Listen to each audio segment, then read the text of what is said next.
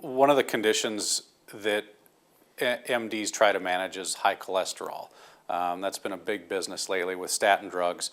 And I think in the last 6 months to a year, as we're shooting this, the recommendations have gone up for people that should be on statin drugs to almost like half of the adult population. Your thoughts on either those drugs, or surprised at the recommendations that keep going up trying to get more people on these drugs? Well, again, it's a lack of perspective. It's a lack of information. For instance, if you were to go outside and measure the position of the sun in the sky at different times of the day over the course of a year, you could predict reasonably and extremely accurately where the sun was going to be in the sky at any moment in time. And then you could also reasonably conclude that it's the sun that goes around the earth. Because look, that the sun is the sun that's moving. It rises in the east and sets in the west. And I can tell you at 3 o'clock Central Time on June 29th, that's exactly where it's going to be, and I'd be right.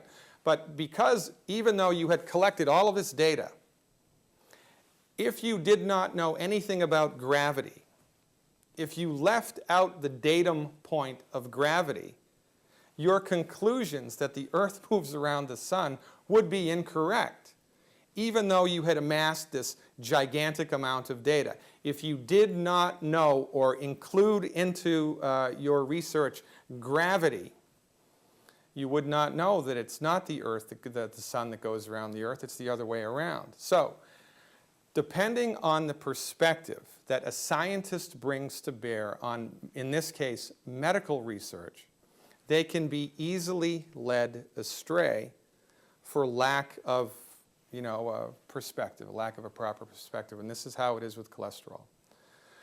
I believe statin drugs are currently the second leading selling drug in the world, $25 billion, I think, a year. It's a massive amount of money that we spend on cholesterol-lowering medications. And in the time that we've been fat-phobic, statin drug crazy, heart disease, the rates of heart disease have not really changed that much. Meanwhile, Alzheimer's has skyrocketed. Alzheimer's has risen from obscurity to become the 6th leading cause of death. And if you look at the incidence of occurrence of Alzheimer's disease, it parallels almost exactly the introduction of statin drugs to the market. 75% of the brain and central nervous system is made from cholesterol. All of your sex hormones are made from cholesterol. All of the walls of all of the trillions of the cells in your body are made from cholesterol. Cholesterol is so important to the human body that your body makes it. Your liver will make cholesterol if you don't have enough. That's how statin drugs work. They interrupt the process in the liver which makes cholesterol. They interrupt your body's natural production of cholesterol by causing inflammation in the liver, which is why if you're taking a statin drug, you need to have your liver enzymes checked every 6 months to make sure you're not getting hepatitis from the statin drug. But back to the point. There's no relationship between cholesterol and heart disease. Let me say it again. There's no relationship between cholesterol and heart disease. There was a Russian doctor, his name is Ufi Ravanskov. He did a meta-analysis of all of the research ever published on heart disease anywhere in the world and looked at all of it. And when you objectively look, without any pharmaceutical funding, when you objectively look at the data, the fact of the matter is there is no relationship between cholesterol and heart disease. It is not cholesterol. It is not the presence of cholesterol in the body that causes cholesterol to accumulate in the arteries. Cholesterol is not the culprit. It's inflammation of the artery, which causes the body to lay down cholesterol as a bandage. This is our point of view. But if you drive cholesterol into the ditch with statin drugs, fat-free diets, and exercise, guess what happens? Your brain dries up, you get Alzheimer's, your sex hormones dry up. If you're a man, you get erectile dysfunction. If you're a woman, you get hot flushes for 5 years instead of 5 months like your grandparents. There are only 2 prescription medications which I unequivocally across the board recommend all of my patients to stop taking immediately. Just flush them down the toilet. Statin drugs and any type of proton pump inhibitor or heartburn medicine.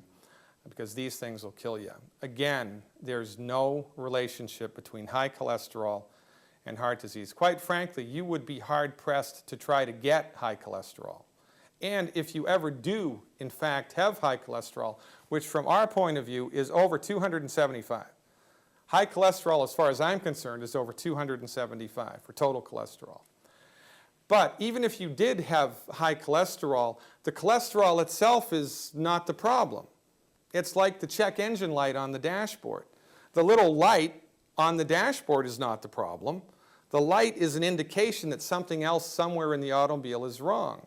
When your cholesterol level skyrockets, there's nothing inherently wrong with the cholesterol, but it means there's something else going on in the body that needs to be addressed.